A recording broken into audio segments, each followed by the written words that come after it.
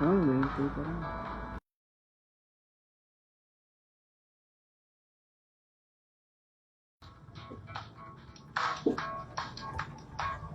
Game.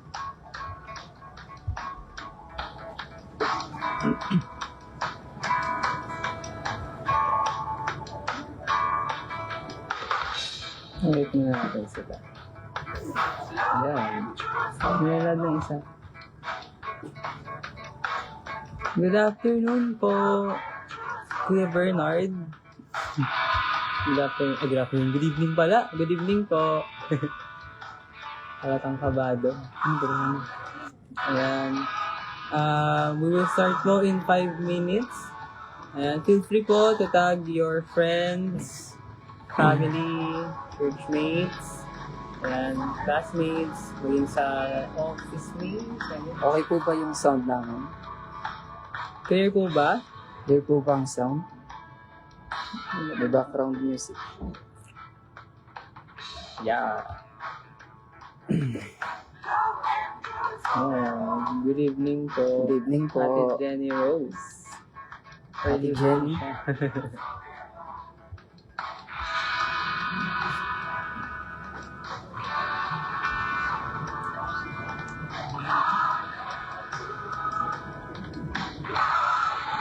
Let's invite po ang ating mga friends, co-workmate. Tapos ka. Hindi ko makita. And thank you, Bernard. Thank you po.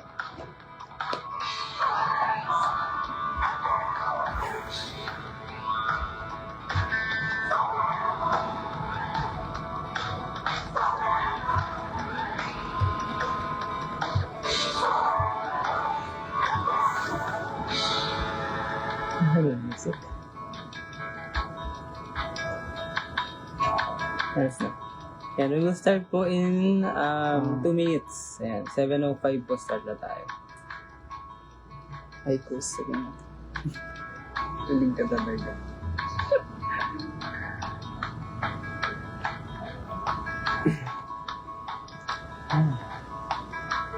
Pero, Hindi ka na ito. Yan, 1 minute.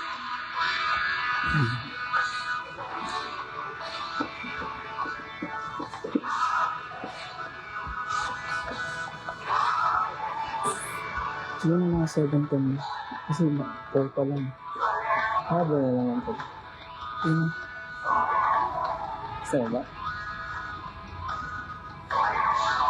Good evening po, Kuya Roger. Ate Jenny. Chris. Yan. Shout out po sa ating 7 viewers. Yan, salamat sa...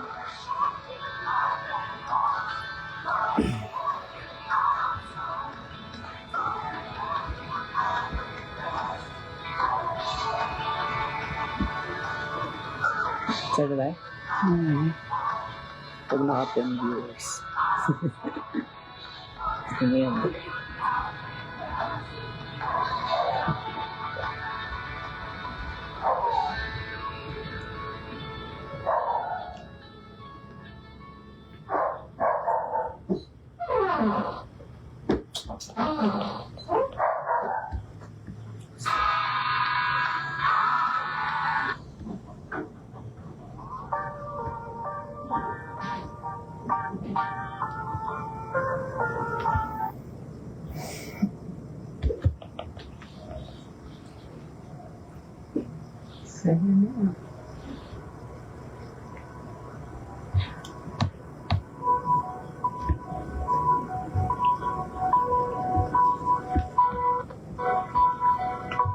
Wait.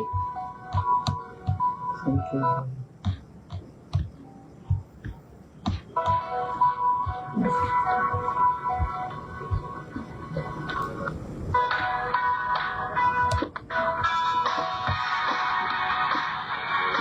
Saan ba tayo? Good evening po kay Jerry. Hindi sila ba?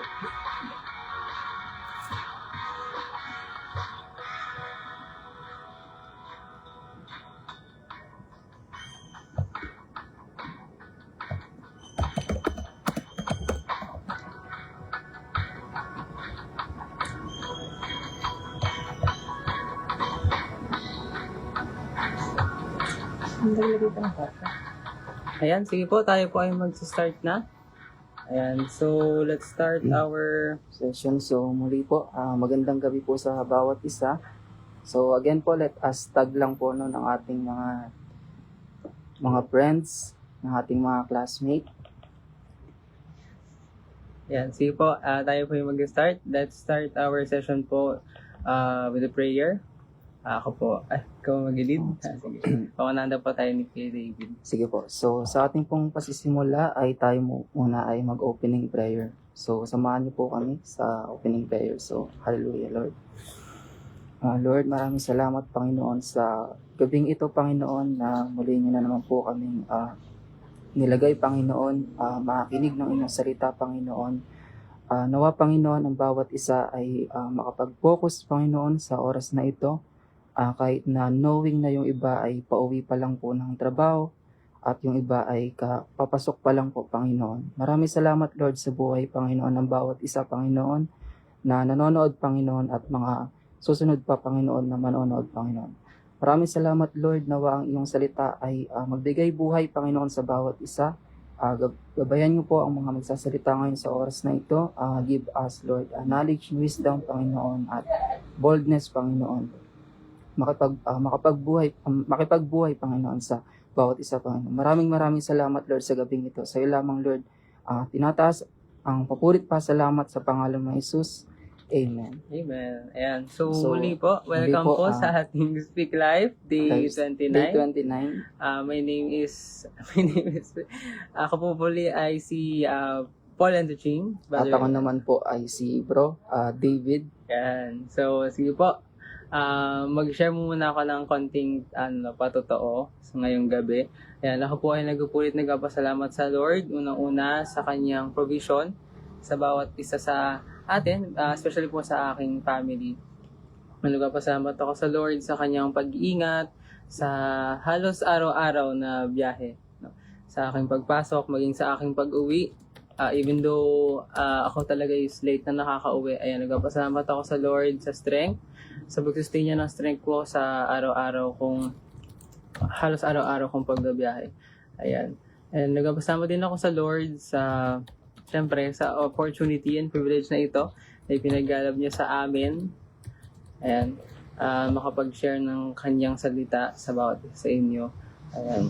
So, lahat po ng iyon ay pinagpapasalamat ko sa Lord. Sa Diyos po ang papuri at pasasalamat. David? And so, ako naman po ay mag-share din ng aking short testimony. So, ako po ay nagpapasalamat sa Lord sa mga nagdaan na week ngayong month of October. So, salamat sa Panginoon kasi nagkaroon ng ganitong gawain, no? FB live streaming para sa mag-share ng ating tema ngayong October na possessing the cities with God's presence. So sabi ko nga nung nakita ko yung pangalan ko dun sa isa sa mga part na mag-share dito sa Speak Live, talagang grabe yung preparation na dapat kong ituon, no? Talagang sabi ko kung ako ay mag-aaral ng topic na ito ay hindi lang dapat yung okay na moments kasi nga maraming makakanood. At ayun, sa trabaho ko din, papasalamat ako kasi sa araw na ito ay wala namang pasok. And sa school, wala rin naman din pasok. Pero ayun, papasalamat ako sa Lord sa mga situation na nilalagay niya ako kasi talagang madali akong ganun nakasunod sa Kanya. And ayun, sa Lord lang ang binibigay ang papurit pa salamat. So, ayun lang po yung testimony ko. Ayun, so, dako na po tayo sa ating recap. And so, yung recap po, no, kahapon, Sunday, natalakay po minsan ni Pastor Aldwin yung about dito sa Joshua chapter 6. So yung pinaka tumatak sa akin mula kahapon na preaching, no, is yung about nga dun sa ating pananampalataya na ibig sabihin itong faith natin ay pag-endure, kumbaga enduring doon sa mga mahihirap na situation, no? Kahit na walang happiness, kumbaga. So, nabanggit nga kahapon na 6 na araw umikot itong mga Israelites, nabanggit na kaya sila 6 days doon umikot, no? Kasi nga tinetest ng Lord ang kanilang pananampalataya. So, nabanggit na ni Pastor kahapon na parang kung magkakaroon tayo ng malalim na pag-aaral, no? Parang yung 6 days na yun na pag-ikot ng Israelites ay parang siguro wala pang ganun sign kung magigibaba or magka-crumble ba yung walls ng Jericho. So sa 6 days na yun, sa pag-ikot ng Israelites, no, hindi may iwasan na nandiyan yung mga pagrereklamo, 'di ba? So nasabi na walang boses na narinig sila sa Lord dun sa 6 days na yun. So, ayan, yung impact nun, no, yung about dun sa lesson na yun sa akin is, parang ganun din nga sa ating mga pamumuhay, no, na minsan tayo po ay nagpipray, pero nalalaman natin na walang nangyayari. Kasi nga, sabi nga, kasi dito sinusukat ng Lord ang ating pananampalataya, di ba? Kumbaga, kung tayo ay magpapatuloy pa rin ba tayo kahit wala tayong resulta na nakikita. Kasi nga yung tunay na pananampalataya ay hindi ito tumitigil, no? Kahit na wala tayong nakikitang pagbabago. So, yung isa pa na nag-impact sa akin kahapon is yung sinabi rin ni Pastor na yung buhay Kristiyano natin, no, ay ayun na talaga yung ministry natin. So, nabanggit yung mga gawain, for example, sa mga tahanan, di ba? Tayong mga kabataan, di ba?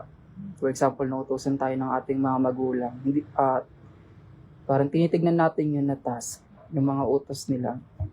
Pero dito sa gawain ng Lord, di ba? Hindi natin pwedeng tignan yung mga inuutos ng Lord, mga ministry natin na task lang. Kasi nga, kung iniisip lang po natin na task lang or simple na gawain lang po ito, no, ay may chance na pwede tayong ipagliban or tumanggi doon sa gawain o inatas sa atin na trabaho.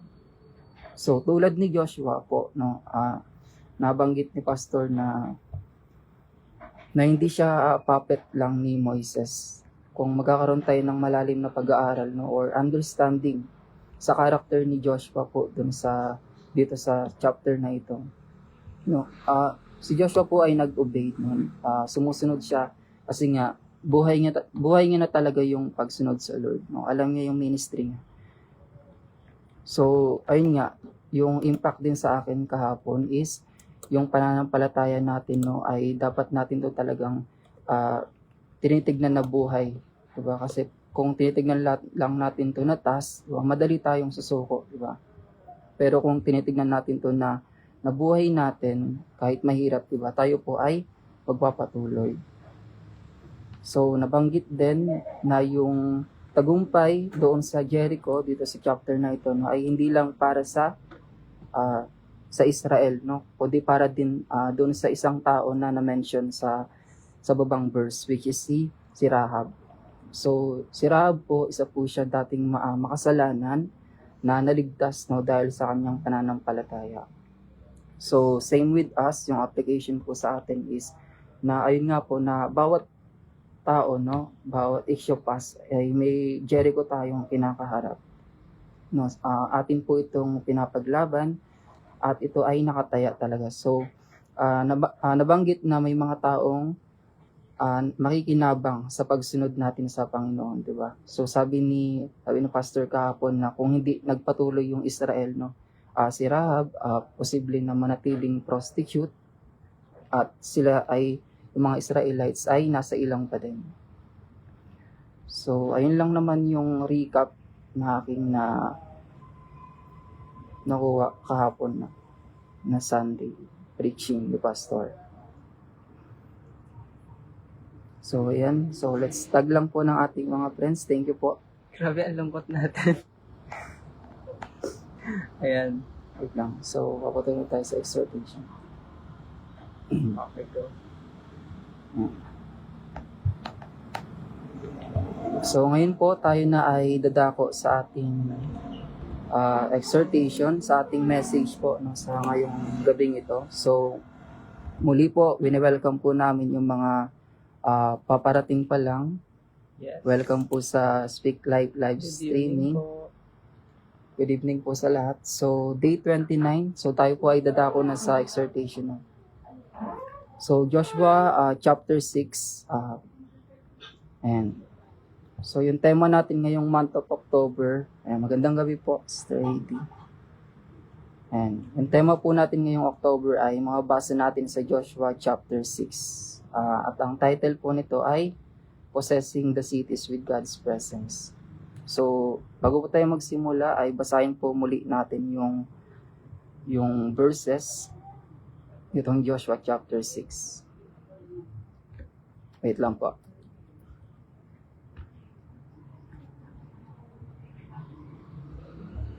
So, yan.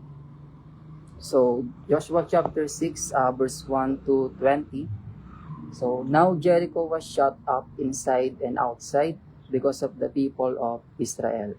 And the Lord said to Joshua, See, I have given Jericho into your hand with its king and mighty men of valor. Verse 3, you shall march around the city, all the men of war going around the city once. Thus shall you do for 6 days.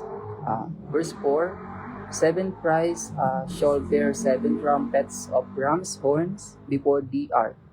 And on the 7th day you shall march around the city 7 times. And the priests shall blow the trumpets. Verse 5, and when they make a long blast with the ram's horn, when you hear the sound of the trumpet, then all the people shall shout with a great shout. And the wall of the city will fall down flat, and the people shall go up, everyone straight before him. Verse 6, so Joshua the son of Nun called the priests and said to them, Take up the ark of the covenant, and let 7 priests bear 7 trumpets of ram's horn before the ark of the Lord. Verse 7, and he said to the people, Proceed and march around the city, and let the armed men pass on before the ark of the Lord. Verse 8, and just as Joshua had commanded the people, the 7 priests bearing the 7 trumpets of ram's horn before the Lord went forward, blowing the trumpets with the ark of the covenant of the Lord following them. So verse 9, and the armed men were walking before the priests who were blowing the trumpets, and the rear guard was walking after the ark, while the trumpets blew continually. So verse 10, but Joshua commanded the people, You shall not shout or make your voice heard, neither shall any word go out of your mouth until the day I tell you to shout, then you shall shout. Okay, verse 11, so he caused the ark of the Lord to circle the city, going about it once, and they came into the camp and spent the night in the camp. Verse 12, and Joshua rose early in the morning, and the priests took up the ark of the Lord. 13, the 7 priests bearing 7 trumpets of ram's horns before the ark of the Lord walked on, and they blew the trumpets continually.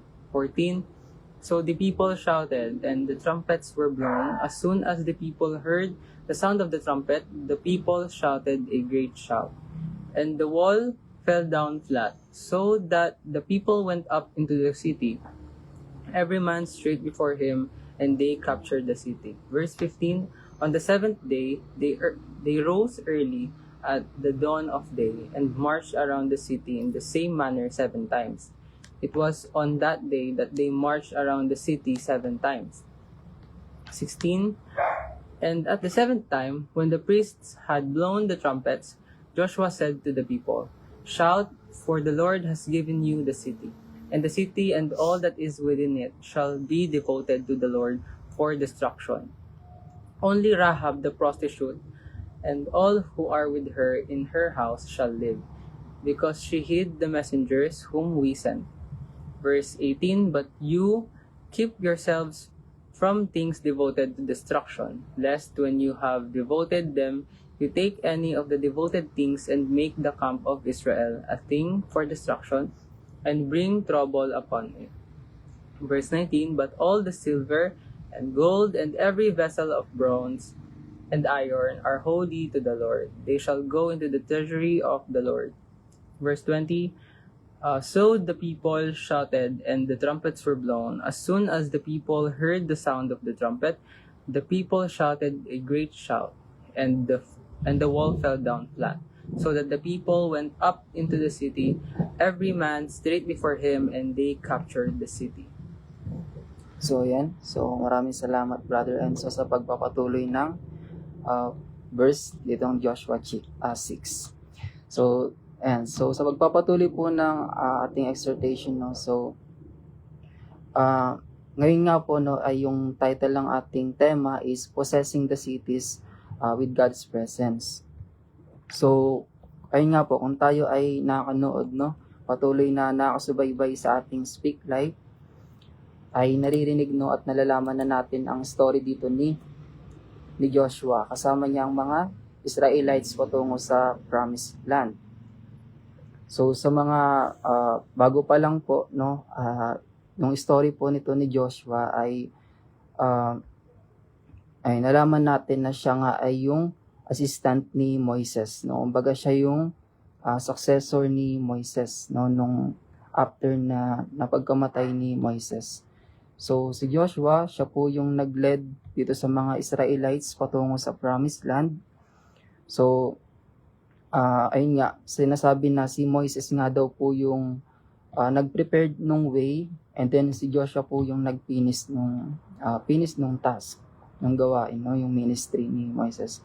So si Joshua po yung naging next leader, no, na inappoint ng ating Panginoon na i-bring itong Israelites doon sa Promised Land after nga ng pagkamatay ni Moises. So si Moises naman po kasi siya yung nag-led Israel out doon sa Egypt. Siya po yung nagligtas kumbaga sa mga slavery na pinaharap nitong mga Israelites doon sa Egypt. So si Moises po, siya po yung kumbaga yung great leader ng ating Panginoon, no, na ginamit siya na i-deliver itong mga Israel doon sa Egypt. And ginaid ni Moises itong mga Israelites, diba, doon through the wilderness, sinasabi for 40 years.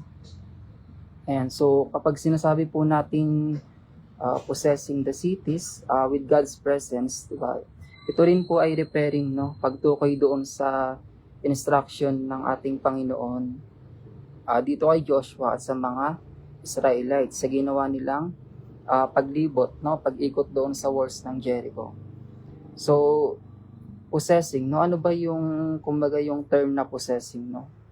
Ikaw ba, Brother Enzo, ano ba yung para sa yung word na possessing? Possessing, ano siya, for me it is parang pagmamay-ari or pag-own ng isang bagay, possessing one thing, parang gano'n. Ayan, so tama din naman, no, yung possessing po kasi, no, kapag sinasabi nating possessing yung isang bagay, possessing yung isang something, no, kumbaga sa Tagalog, pagkamay-ari, no, or pagtataglay, diba? Ino-own mo na yon, nandun ka na sa pag-hold mo, may care ka na doon, kumbaga nasa sayo na yung control. So anong ibig sabihin kapag sinabing possessing the cities, no, with God's presence?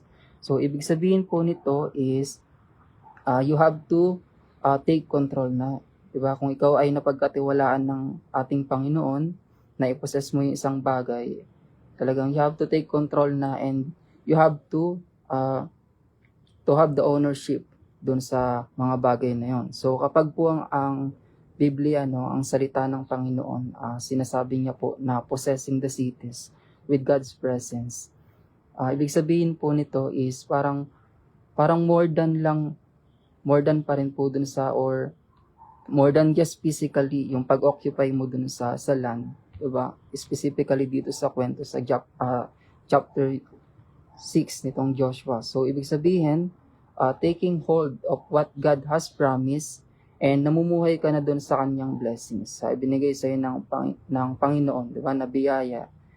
na kanyang kapangyarihan, ng kanyang authority. So, doon ka na nabubuhay. Diba? Ministry mo na. So, yung meaning of the word po na possessing, kumbaga sa ating mga tao, no, sa mga personal natin, diba? Kapag sinabing possessing something, it means owning na or you have control na over it. Diba? For example, yung ating mga gadget, yung ating mga phone, yung ating mga bahay, diba? Ganyan. We have the right na or authority na magamit natin itong mga to, diba? Meron tayong control sa mga bagay na ito. So, for example po, diba? Pag ownership doon sa mga material things, so paano ba natin ito na-achieve? So, na-achieve natin itong mga bagay na to, syempre, sa mga work natin, diba? Sa pagkakaroon natin ng mga pera para magkaroon ng mga ito. So, galing sa mga purchase natin or posible din na inheritance, diba? Yung mga pamana or kung binigay lang sa'yo. So, yun nga, yung example, yung ating mga personal na bagay, diba? So, yung result po neto is na-enjoy natin siya, diba? Na-enjoy natin yung mga bagay na we have to possess. So, yung effort na pinapakita natin is madalas involves nga dito yung mga physical natin na pangalaga, no? Kung paano natin to inaalagaan. So, ayun nga, sa biblical naman, spiritual sense, di ba? Possessing, ibig sabihin po is, ayun nga, specifically dito sa chapter na ito, yung city, di ba? Yung isang bansa, yung prinamis ng Panginoon sa isang specific na tao or grupo. So, ibig sabihin, walking, di ba? May paglakad ka na dun sa blessings or nagpapakita ka ng gawa doon sa blessings ng Panginoon, di ba? You have to take hold, di ba, of kung ano yung pinamis sa atin ng Panginoon. So, involves dito yung ating pananampalataya, yung ating pag-obey, and hindi lang basta physical ownership, di ba? But spiritual, no? Always spiritual po, no? And doon na nakikita yung fulfillment of God's plan, ang plano ng ating Panginoon. So, ayun nga, taking hold of what God's promise, diba? And spiritual victories. So, na-achieve natin ito kapag meron po tayong pananampalataya sa Panginoon, no? Kung meron tayong obedience and nandun yung presensya ng Lord, no? And kung sa prayer din, diba? Nakakamit natin itong mga bagay na ito. So, yung example nga, itong ang mga Israelites, kung paano nila na-possess itong Jericho, syempre, by following kung ano yung plano ng Panginoon, di ba? And kasama doon yung pagtitiwala nila sa kapangyarihan ng Panginoon. So, yung result neto is, ayun nga, we have na to live, mamuhay doon sa blessings ng Panginoon, di ba? Meron na tayong, nagkakaroon tayo ng protection doon sa area of life natin na ganun. So, yung effort na pinapakita dapat natin is yung spiritual action, di ba? Yung ating pananampalataya, pananalangin, and obedience doon sa mga bagay na yun. So, pag sinasabing possessing the cities with God's presence, no? So, parang by doing so, spiritual action. May kita natin kung paano na lang mag-command talaga ang Lord ng kaparaanan, di ba? May kita natin kung paano mag-command ang Lord ng kaparaanan na dapat gawin ng mga Israelites, di ba? Which is, umikot nga sila dito sa walls ng Jericho and based nga sa mga previous na nag-share, di ba? Ito daw pong itsura ng walls ng Jericho ay commonly nalalaman na may dalawang walls. Kumbaga isa sa panlabas at meron din sa loob.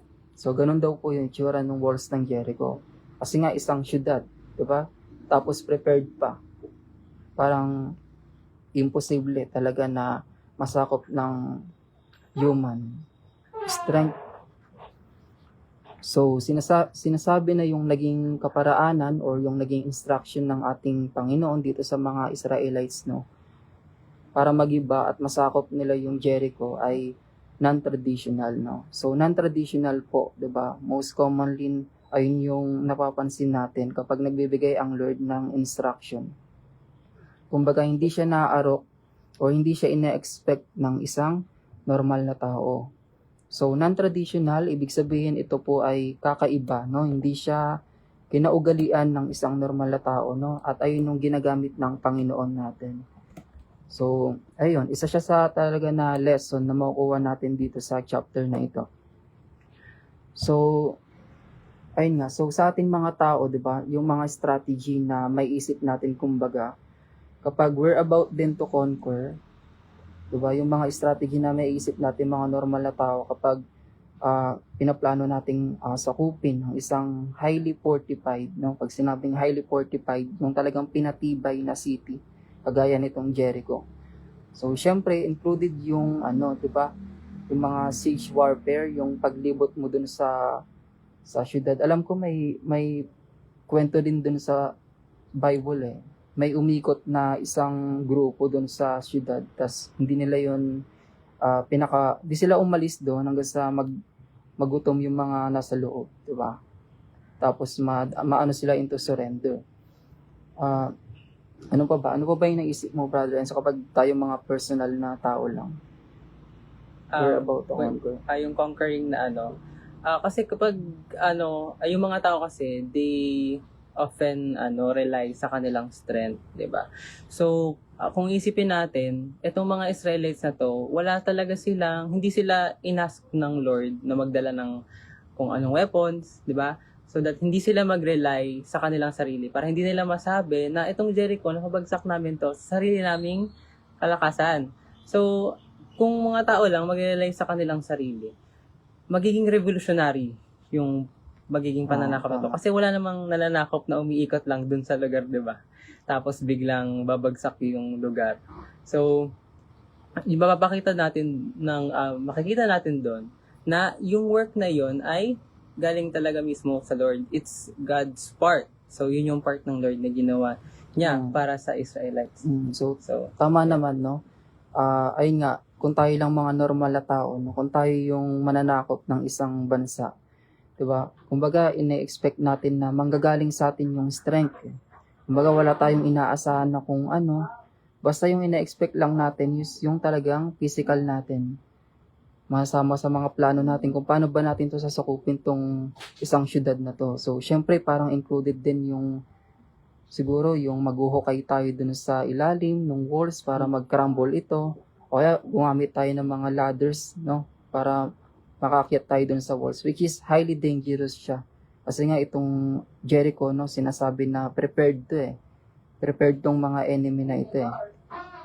O kaya itong mga Israelites na to, no, posible silang gumamit ng mga heavy equipment, yung mga tawag dun, yung mga parang catapult or malalaking hammer para magiba tong walls, no. Pero, ayun nga, yung lesson na or yung ginawa ng Lord, no, yung lesson na makuha natin is ang ating Panginoon, no, nag-command siya ng plano na excluded, no, hindi ine-expect ng isang tao. So, excluded yung mga parang human military, itong mga Israel, no, nababanggit din sa preaching na itong mga Israelites na to, no, talagang punong-puno sila ng stock knowledge, kumbaga, kapag sila ay we're about to manakop or makipagdigma. Sabi nga ni Brother Enzo kanina, yung nagiging revolutionary, 'di ba? Based din naman sa ating mga tao, 'di ba? Yung mga sinaunang panahon natin, puro digmaan. So, punong-puno ng mga gera, 'di ba? Makakita tayo ng mga malalaking tangke. So, ganun na lang sa isang tao, 'di ba? Normal na isipin. So, pero ang ating Panginoon, no, in-instruct niya si Joshua and itong mga Israelites na to, dito sa chapter 6 ng Joshua, no, na non-traditional. So, again po, yung non-traditional, no, parang illogical siya. Illogical siya sa mga tao, normal na tao, or military standpoint. Diba? So, sino nga ba naman kasi sa general history, no, yung makaisip na sasakupin natin tong isang syudad na lalakad lang tayo paikot, no, by marching silently around doon and for 7 days. And then sisigaw lang, ihipan lang yung mga horns, di ba? And magigiba na nitong walls. So, parang imposible sa ating mga tao na maisip yung ganong kaparaanan, 'di ba? Nung binigay sa kanila ng Panginoon itong instruction.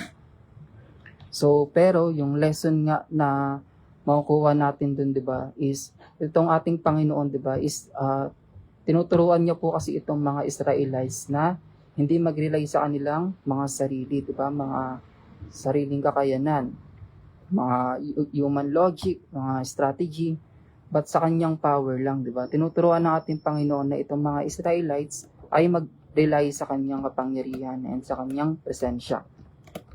So, ayan, nung ating Panginoon, 'di ba, sinabihan niya or kinumag niya si Joshua and itong mga Israelites na mag-march around Jericho lang, 'di ba?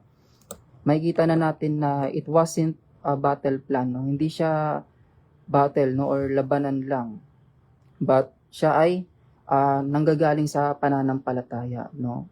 So it wasn't a battle plan, sabi nga, but it was a faith plan. So itong walls ng Jericho ay, kung base nga sa mga previous na nag-discuss, no, itong walls ng Jericho ay mataas talaga and sinisimbolize talaga yung impossibility ng isang tao kung sasakupin ito. So lalo na kung prepared nga sila, no.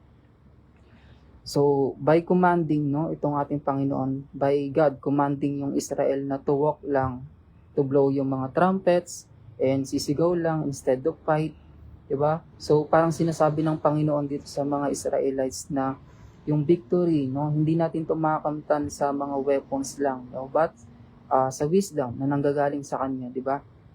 And obedience din sa kanyang salita. So sabi nga sa Isaiah chapter 55 verse 8 to 9, for my thoughts are not your thoughts, di ba? Ayun po yung sinasabi. Neither are your ways my ways, declares the Lord. As the heavens are higher than the earth, so are my ways higher than your ways, and my thoughts than your thoughts. So parang perfectly fit siya dito sa chapter na ito kasi nga parang madalas din tayo, 'di ba? In terms of mga comfort nga, mga logic, no? Or in terms sa mga madadaling resulta or gusto nating makita ng mabilis na resulta, 'di ba? Itong kaisipan po ng ating Panginoon, no, ay focus talaga sa eternity and pananampalataya and spiritual growth. Diba? For example nga, itong Joshua chapter 6, diba, itong mga Israelites nito, parang ina-expect nila yung military strategy, but yung ating Panginoon, no, nagbigay siya ng instruction na spiritual talaga. Diba? Marching, lalakad lang, silently, ayan, tapos sisigaw lang, diba? Parang it seemed talaga, irrational yung word. But it was designed kasi talaga, no, by our God na to test din yung ating pananampalataya, 'di ba? Hindi yung ating strength, yung ating mga sarili lang kakayanan. Yan. So yung ways, no, yung kaparaanan ng ating Panginoon, no, ay yung kanyang action, yung kanyang timing, yung kanyang instruction, 'di ba? Hindi pa palagi nag-a-align sa ating mga sariling mga reasoning, no, but ginagamit ito ng Panginoon, 'di ba, para ma-achieve yung kanyang perfect purpose. So, sabi nga na ang ating Panginoon, no, ay will always break yung ating stock knowledge, 'di ba? So, hindi tayo ganoon mag-rely sa ating mga sarili. So, ng ating Panginoon, madalas gumagamit siya ng mga unconventional instruction para ma-expose din kung saan ba talaga yung ating tiwala, diba? Nagre-rely. So, sabihin natin na itong mga Israelites na to ay gumamit sila ng mga weapons, diba? Posibleng sabihin po nila na na-conquered namin itong Jericho lang based lang sa aming mga kakayanan. No? Sinabi ni Brother Enzo kanina. But, yung walls na to, diba, ay nagiba dahil dun sa shout.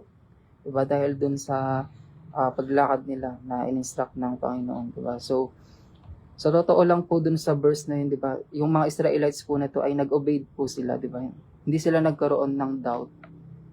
Pero kasi ay nga, kung magkakaroon tayo ng understanding and malalim na pag-aaral, no? Siyempre, mga tao din po kasi sila eh. So, kung ano yung nararanasan natin ngayon, diba, hindi madedenay na naranasan din po ng mga Israelites, diba? So, it was God's victory, hindi sa atin, diba? So, same with us, no? Nawa tayo ay nababalik natin palagi yung papuri and credit sa Panginoon. Sabi nga rin sa Zechariah chapter 4, verse 6, not by might nor by power but my spirit, says the Lord of hosts. So dito, again nga, ang ating Panginoon, no, ay gusto niya yung mga Israelites na matuto ng lessons, diba? Bago sana sila ay maka-enter doon sa promised land, diba? So yung kanilang pananampalataya ay mag-rest lang, diba? Hindi sa kanilang mga sarili but sa salita ng Panginoon. So, ayan. So, sabi nung dun sa verse, di ba, lumakad sila, sumigaw lang sila, and in 7 days, and yung mga priest, nag-blow lang sila ng mga trumpets nila. Pero parang posible na itong mga Israelites nito, di ba? Posible na mag-leave sila ng question kay Joshua na bakit lang tayo lumalakad? Bakit lang tayo tahimik? Bakit itong mga pari lang yung nag-blow ng trumpets? But, ayun nga, itong mga Israelites na to, na kung mabasa natin, hindi sila nag-argue, no? Nag-obey naman po talaga sila dun sa dito sa part na to, di ba? And doon nangyari yung miracle, yung gustong iparating sa kanila ng Panginoon, di ba? So, same with us, if we just obeyed lang, no? Tayo ay sumusunod lang sa ating Panginoon, no? May mangyayari talaga na hindi natin inaasahan na maganda, kung saan napuputol nito yung mga nakasanayan natin, di ba? So yung lesson na nakukuha natin dito sa story ng mga Israelites na yung ating pananampalataya, no? Hindi siya always nagme-make sense, di ba? But it always makes a way, sabi nga.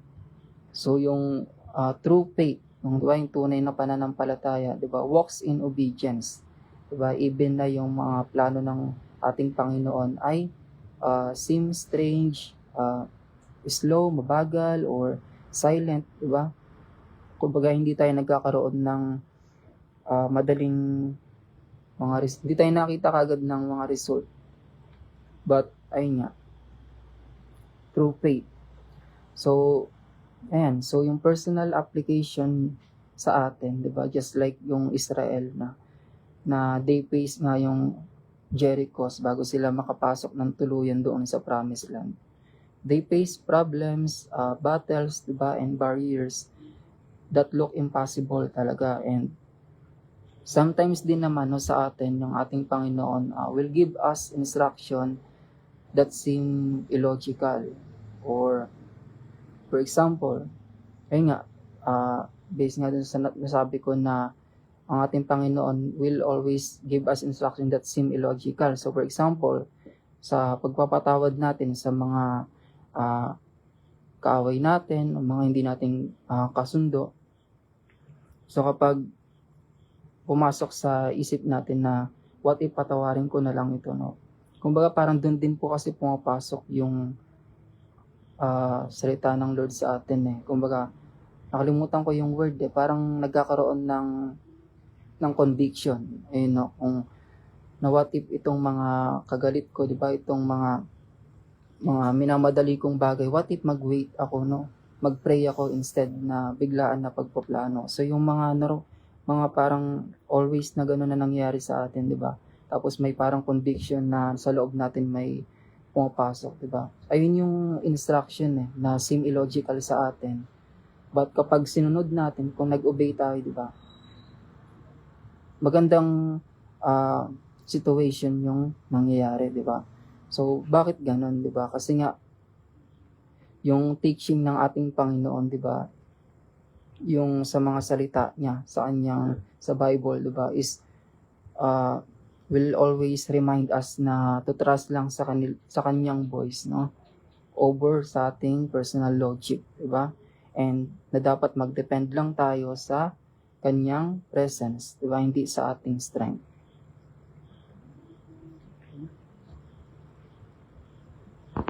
Ayan. So, karagdagan si Brother Enzo. Yeah. Sige. Thank you po, Brother David.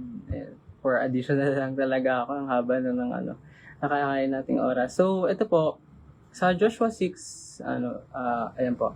Yan. So, sinasabi dito, no, pinaparating sa atin na if we place our faith sa mga plano ng Lord, lalo na ngayon sa panahon na to, ayan, and when we follow yung guidance ng Lord sa atin, it will lead sa miraculous na results or outcomes, no? As in dito sa story ng pagka-fall ng Jericho, no? Through faith and obedience sa instructions ng Lord.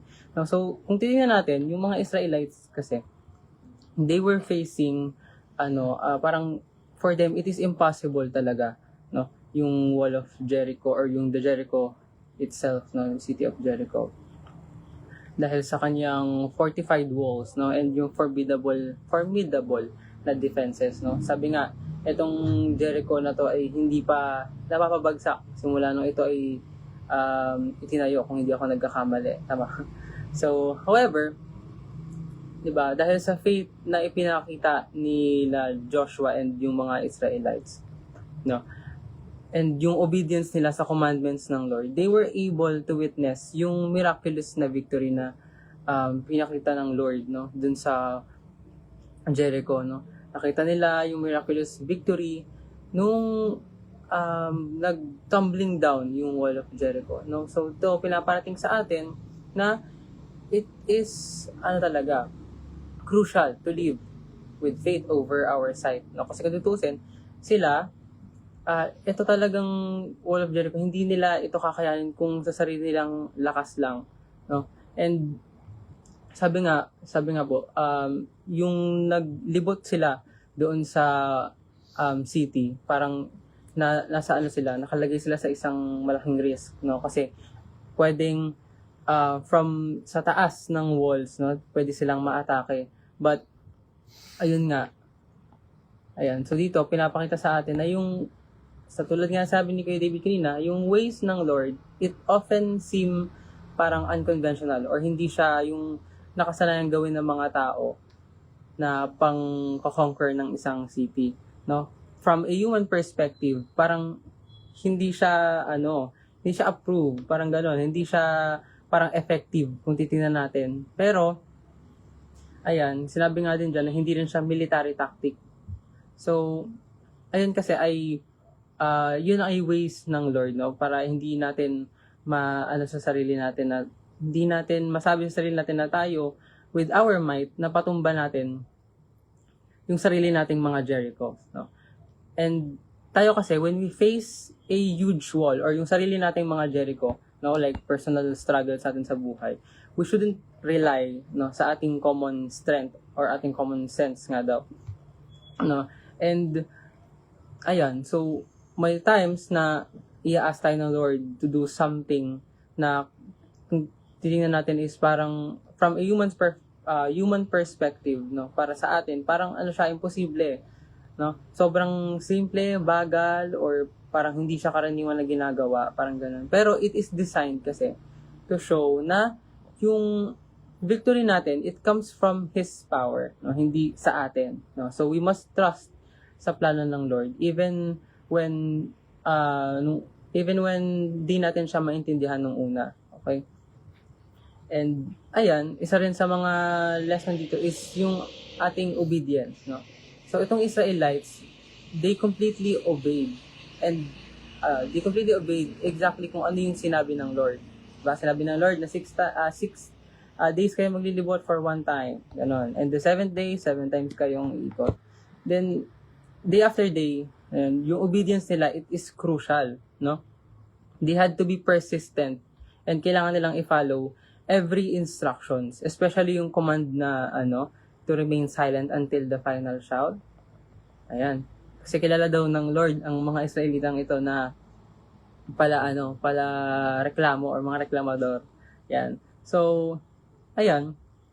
So, ang ating victory in our lives, no, inire-require nito yung ating consistent at yung patient na obedience natin sa Lord. Even yung mga simple na commands like daily prayer, or reading or studying the Bible, di ba? Yung mga ganong bagay, kung kahit sa tingin natin ay maliliit na bagay lang, no? Yun ay isang uri pa rin ng obedience natin sa Lord, no? Ayan, tulad niyang meron po kaming for example is 3 p.m. prayer namin sa youth, di ba? So by simply obeying, no? Faithfully obeying yung mga ganong bagay. Even our 7 p.m. prayer, tama ba? Yan ay isa sa mga simpleng bagay na command ng Lord sa atin to do, no?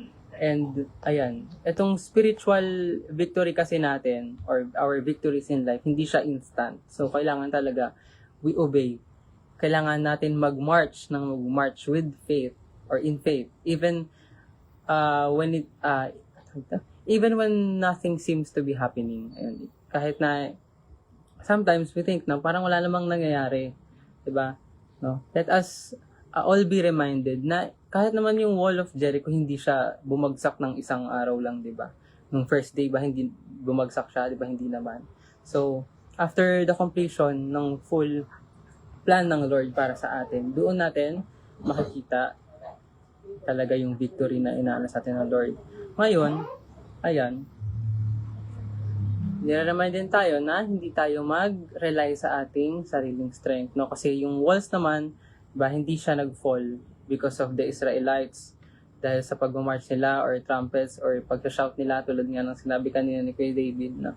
Hindi bumagsak yung city of Jericho ng ganun lang, no? Yung walls, nag-fall yung walls dahil gumalaw or kumilos ang Lord sa kanila. Okay? Yung pagkilos nila, yun ay parang tools lang. Ayun.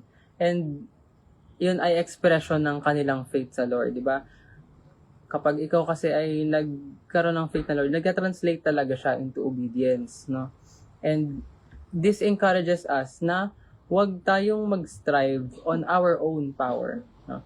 And sa ating biggest battles, di ba? Ang ating role lang is to be faithful and obedient sa Lord, no? While trusting the Lord, ayan, one who will perform the miracle is and bring down the stronghold, no? Ang Lord yung gagawa ng way para sa atin. So, itong verses na to, ayan,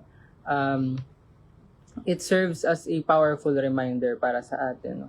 Kung gaano ka-importante yung faith, yung ating obedience, no, sa ating mga buhay, no? So, tayo din, we can find strength and guidance when we place our faith in God's promises and direction sa ating buhay, no? Just as the Israelites before, no? Yung mga Israelites before, they had to trust yung plano ng Lord and i-follow or sundin yung instructions na ibinigay ng Lord, even though ito ay hindi nila nakasanayan or hindi ito madali, 'di ba? Kasi wala namang pinramis ang Lord sa kanila na ang pagsunod sa Lord ay madali, 'di ba? Wala namang sinabi sa Lord na pag sumunod kayo sa akin, magiging hayahaya ang buhay niyo, 'di ba? So parang kabaliktaran pa nga 'yung nangyayari minsan, 'di ba, sa mga Bible stories. Pero yun kasi makikita yung power ng Lord sa ating mga buhay, no? So our role is to place our faith, no? Na ngayon, we have to reflect sa ating sarili, no? And yung ating willingness to follow yung guidance ng Lord, no? Even sa mga imposibleng mga situations, 'di ba? Parang pag feeling natin is wala na talaga tayong parang wala na tayong magagawa sa ganong sitwasyon. So, ayun. So, as we journey sa ating mga sariling challenges or obstacle in life, sa ating mga sariling Jerichos, ayan, let us remember yung story na ito, no? Kung paano nag-work yung faith and obedience ng mga Israelites sa Lord. And let us be inspired to trust sa mga plano ng Lord na i-follow yung or sundin yung kanyang mga guidance, yung kanyang mga commands sa atin. Of course, with faith, no? Na naniniwala tayo na with God, no, all things are possible. And tayo, we may experience victories in our lives when we trust, no, in God and our obedience to His will, no. Ayan. So just as the walls of Jericho fell before for the faith and obedience of the Israelites, no? We obey just as the Israelites before, so that we may experience yung victory and yung breakthroughs natin sa pagsunod natin sa Lord. So, ayan. So, dun po namin tinatapos ang exhortation. So, nawa po no, ay tayo ay na-remind minsan pa dito nga sa kwento dito sa chapter 6 ng Joshua, di ba? Na ayun nga, patungkol nga pa rin doon sa instruction ng ating Panginoon sa kanila na seem talaga na illogical sa atin, di ba? But kasi ang ating Panginoon no ay gusto tayong i-remind talaga na yung victory no nanggagaling ito sa ating pananampalataya no. Hindi natin ito pino-force lang para tayo ay manalo sa isang bagay. So sometimes talaga ang ating Panginoon ay ina-allows tayo to face din yung ating own walls, 'di ba? Yung ating human wisdom, 'di ba? Hindi ito ma-break lang yung mga bagay na ganoon, 'di ba? So that hindi tayo mag-rely sa sarili natin, no, but sa kanya lang, 'di ba? So binibreak ng Lord ng ating self-reliance, 'di ba? Para tayo ay makabuo ng obedience sa kanya. So ayun lang po ang message sa gabing ito. So ayan. So minsan pa maraming salamat po sa bawat isa na nakasubaybay. Yan. Good evening po Good evening sa po. mga ayan, sa So, mga viewers. and so bago po tayo magtapos no ay tayo po muna ay mag-closing prayer no. Tayo ay pangunahan ni Brother Enzo. Sige. Sige po, tayo po lahat ay yumuko at tayong manalangin. Ayan, good evening po. Ayan, sige po, let's pray. Panginoon, muli nagpapasalamat po kami sa gabing ito na ipinagkalab niyo po sa bawat isa sa amin, sa privilege na ito na kami po, Panginoon, ay makapag-share ng inyong salita sa bawat isang nanonood. Ikaw, Panginoon, ang siyang patuloy na kumilos sa bawat isa sa buhay ng bawat isa, Panginoon. At nawa, Panginoon, sila ay na-remind at napangaralan, Panginoon, about the story of the fall of Jericho, Panginoon, kung paanong mahalaga ang faith and obedience, Panginoon, sa inyo, and yung reliance, Panginoon, sa inyong power, Panginoon. Maraming salamat, Lord, sa gabing ito, Panginoon, at nawa, Panginoon, ay madala ang bawat isa, Panginoon, sa iyo. Maraming salamat, Lord. Ang lahat na ito ay itataas namin sa inyong pangalan, Panginoon. In Jesus' name we pray. Amen. Amen. Yeah. Ayan. So, Ayan. bago po tayo tuluyang mag-end ng ating live ay gusto lang namin pong i-shout out po ang bawat isa. So, muli po, ayan, so shout out po sa Pong family pa rin. So, sa church sa Badyan, Tapel, Piudoran. Ayan, maraming salamat po sa panonood.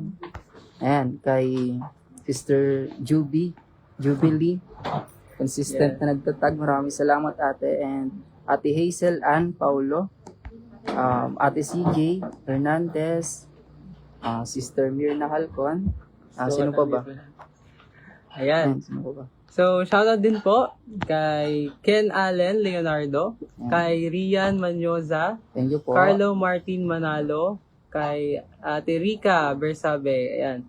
And kay Brother Domson Paraiso, ayan. Thank you po. Shoutout din po sino ba? kay Rain Irinco, ayan, Sir kay Alan Pastor Flores. Alan Flores, ayan. At sa mga nanonood na hindi na po namin kayo may isa-isa kasi ang dami nyo. Ayan, kay Hannah Faith, Kadag, ayan, Althea Reginales, ayan. Kay Brother RJ Sandigan, ayan, maraming salamat po. Kay Sabrina Navarro, puro blackmates ka nandito. Ayan, maraming salamat po sa panonood. Ayan. At patuloy po tayong sumubaybay, no, sa ating Speak Life. Ayan, hanggang 100 days. So, bukas po ay pang 30. 30 na po bukas. Ayan. So, maraming salamat po sa thank you inyong po. patuloy na pagsubaybay sa bawat days of Speak Life. Ayan. So, ayan. So, Thank you po. maraming salamat po. Good evening po sa bawat isa.